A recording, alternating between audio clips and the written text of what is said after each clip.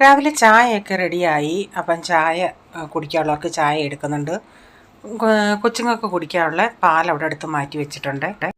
അപ്പം ഇന്ന് തോരൻ വെക്കുന്നത് ഈ കടലയുണ്ടല്ലേ, ഈ കടല ഞാൻ ഇന്നലെ രാത്രി വെള്ളത്തിലിട്ടതാ. എന്നിട്ട് അതാണ് ഇന്ന് തോരൻ വെക്കുന്നത്.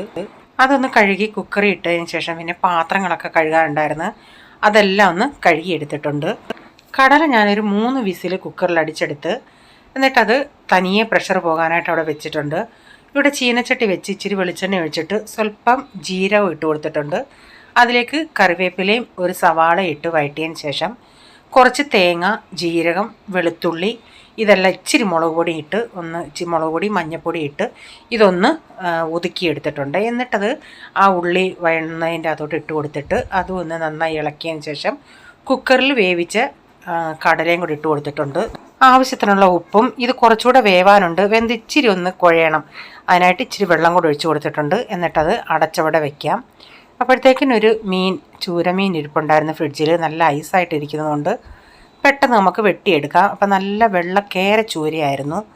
നമ്മൾ കേരയാന്നേലും ചൂരയെന്ന് പറയും, അല്ലാത്ത കറുത്ത സാധാ ചൂരയാന്നേലും ചൂരയെന്ന് പറയും. ഇതിപ്പം കേരച്ചൂര വെള്ളയായിരുന്നു മൊത്തം. അപ്പോൾ ഞാൻ പല രീതിയിലും മീൻ കട്ട് ചെയ്യും. ഞാനിപ്പോൾ തലയങ്ങ് കട്ട് ചെയ്ത് മാറ്റിയിട്ട് ഇങ്ങനെ ചെറിയ പീസുകളാക്കി. അപ്പോൾ ഐസ് ആയതുകൊണ്ട് നൈഫ് അങ്ങോട്ട് ഇറങ്ങുന്നില്ല. അപ്പം ഞാൻ നമ്മുടെ ഇടിക്കല്ലിൻ്റെ ആ കുഴവിയും കൊണ്ടൊന്ന് അടിച്ചതൊന്ന് താത്തെടുത്തിട്ടുണ്ട്. എന്നിട്ട് ഇങ്ങനെ ആ മുള്ളിൻ്റെ മുകൾ ഭാഗത്തു നിന്ന് ഇങ്ങനെ പിച്ചാത്തി വെച്ചെന്ന് ചെയ്ത് ഇങ്ങനെ ഒന്ന് ഒടിച്ചെടുക്കുമ്പോഴത്തേക്കിന് പീസുകളായിട്ട് നമുക്ക് കിട്ടും. അപ്പോൾ ഇതെനിക്ക് ഇച്ചിരി ചെറിയ മീനായതുകൊണ്ടാണ് ഞാൻ ഇങ്ങനെ ചെയ്യുന്നത്, അല്ലെങ്കിൽ അല്ലാതെ പൂളിങ്ങെടുക്കും. അപ്പം നമ്മുടെ തോരനൊക്കെ ഇവിടെ റെഡി ആയിട്ടുണ്ട്. അപ്പം മീൻകറി വയ്ക്കാനായിട്ട് ചട്ടി വെച്ച് വെളിച്ചെണ്ണ ഒഴിച്ച് കടുക് ഉലുവ ഇട്ടതിന് ശേഷം കറിവേപ്പിലിട്ട് പൊട്ടിച്ച് പിന്നെ ഇഞ്ചി വെളുത്തുള്ളി ഇതെല്ലാം ഒന്ന് വഴറ്റിയതിന് ശേഷം ഇച്ചിരി മഞ്ഞൾപ്പൊടിയും ആവശ്യത്തിനുള്ള കാശ്മീരി മുളക് പൊടിയും പുളിവെള്ളവും കുറച്ച് വെള്ളമൊക്കെ ഒഴിച്ച് ഉപ്പ് ഇട്ട് അരപ്പം തിളച്ച് വരട്ടെ. ഞാനങ്ങനെ കടല ഒരു പാത്രത്തിലോട്ട് മാറ്റിയിട്ടുണ്ട്. അപ്പോൾ അരപ്പൊക്കെ തിളച്ച് വന്ന് ഇതിലേക്കിനി മീൻ പറക്കിയിട്ട് കൊടുക്കാം. എന്നിട്ട് ഉലുവാപ്പൊടി ഇട്ട് കറിവേപ്പില ഇട്ട് അതൊന്ന് തിളച്ച് വരട്ടെ. അപ്പം കുറച്ച് നേരം കഴിഞ്ഞ് നമ്മുടെ മീൻകറിയൊക്കെ നന്നായി തിളച്ച് വന്നിട്ടുണ്ട്.